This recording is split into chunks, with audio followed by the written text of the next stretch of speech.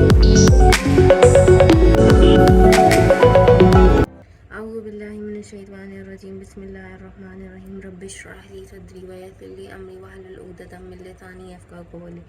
सो आज हम डिस्कस करेंगे व्हाट इज़ एनाटमी और क्लिनिकल एनाटमी और क्लिनिकल एनाटमी में क्या डिफरेंस है। तो स्लाइड का ही डिफरेंस है।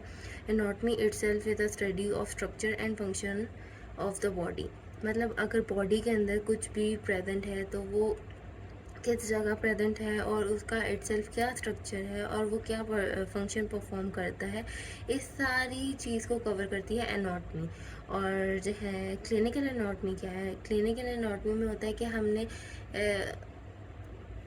इसकी एप्लीकेशन क्या है, आगे लाइफ के एप्लीकेशन क्या है, तो हम इसे और डिटेल में पढ़ते हैं। मतलब हम इसके स्ट्रक्चर को माइक्रोस्कोपिक लेवल पे पढ़ते हैं।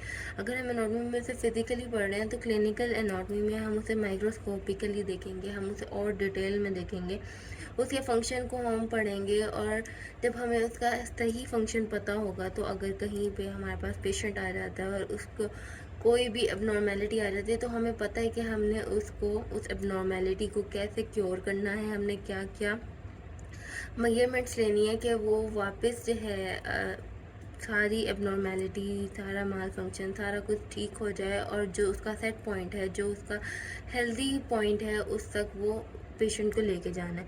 तो इसकी रीज़न क्या है कि हम क्लिनिकल एनाटमी क्यों पढ़ते हैं। तो मैंने आपको अभी जैसे बताया कि हमने अगर पेशेंट को कुछ मेडिसिन देना है हमने, तो हमें पहले ये तो पता होना चाहिए कि असल वजह क्या है, कॉज ऑफ द डिज़ीज़ क्या है। जब हमें कॉज ऑफ द डिज़ीज़ पता चल जाएगा उसके बाद है ना, हमने नेक्स्ट स्टेप ये है कि हमने उसको उसके लिए क्या प्रोसीजर यूज़ करना है, ठीक है। और हमने अगर कोई प्रिकॉशन लेनी है तो प्रिकॉशन क्या क्या होगी कि अगर उसके अंदर कोई इशू आ रहा है हमें, क्योंकि पता होगा पहले से ही कि इसके अंदर ये चीज़ सेंसिटिव है, किस चीज़ से सेंसिटिव है, हमने इसे किस पॉइंट से, अब ये एबनॉर्मल पॉइंट है तो हमने इसे सेट पॉइंट यानी हेल्दी पॉइंट पे लेके जाना है। तो हमें क्या क्या चीज़ें यूज़ करनी है, क्या क्या मेजरमेंट्स टेक करनी है कि हम इसे वापस हेल्दी पॉइंट पे ले आएँ। अब जो है ना, why is it important to understand anatomical terminology. तो एनाटॉमिकल टर्मिनोलॉजीज़ हमारी डेली लाइफ की टर्मिनोलॉजी से बहुत डिफरेंट होती हैं।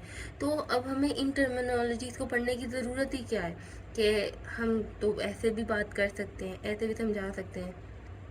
तो हम एनाटॉमिकल टर्मिनोलॉजीज़ क्यों पढ़ते हैं, तो इसकी है ना रीज़न ये है कि एनाटॉमिकल स्टडी के अंदर जो है ना डिफरेंट स्ट्रक्चर्स वो कहाँ प्रेजेंट है और उसके अंदर सब क्या क्या प्रेजेंट है, तो वो हमें बताता है एनाटॉमिकल टर्मिनोलॉजीज़। और उनको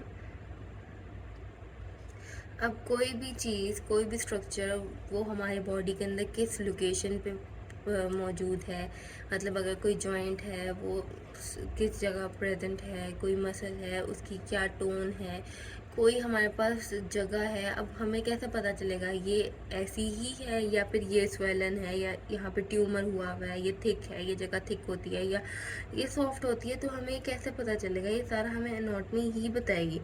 एनाटॉमिकल टर्मिनोलॉजीज फिर इन सब चीज़ के लिए हैं।